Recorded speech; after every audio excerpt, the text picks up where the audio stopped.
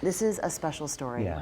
My goodness, how proud these teachers must be and her family. A ninth grader at Carson High School is being called a hero after she performed life-saving measures on her father using CPR skills she learned in health class.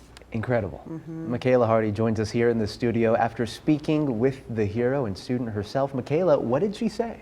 Yeah, Ryan, a lot of students with an interest in medical careers take these classes in case of future emergencies. But for freshman student Iris Ibarra Montez, that moment became a lot sooner than she expected. And she says the classes are nothing compared to the real deal. It was like really funny to me doing CPR at the first with the dummies, but after doing it on my dad, it felt very different.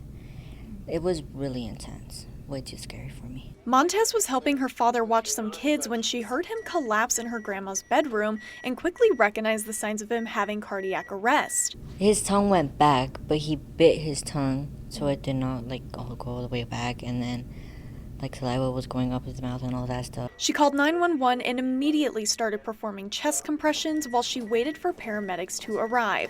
Performing CPR is no easy task. Carson High health teachers say it's very harsh on your shoulders, arms, and wrists, and their students get exhausted after doing it for just a couple of minutes in class with a partner. When you are doing CPR with a second person, you rotate about every 2 minutes between giving breaths and doing compressions. Montez had to perform CPR on her father for 10 minutes alone.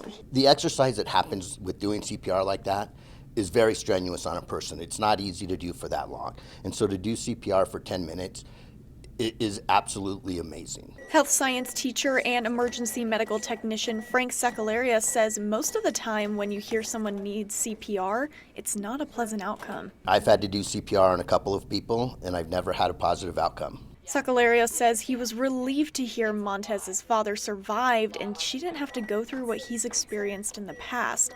And it's moments like this where his job feels extremely rewarding. We don't get to see the outcomes of what we teach until well later on into life.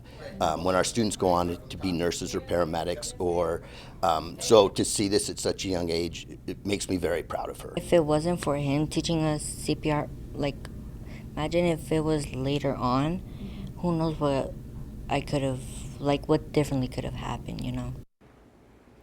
Yeah, Montez says she initially wanted to be an accountant, but after saving her father and watching the paramedics and nurses take care of him afterwards, she now plans to continue her medical education and go into nursing. Covering the story, Michaela Hardy, 2 News Nevada.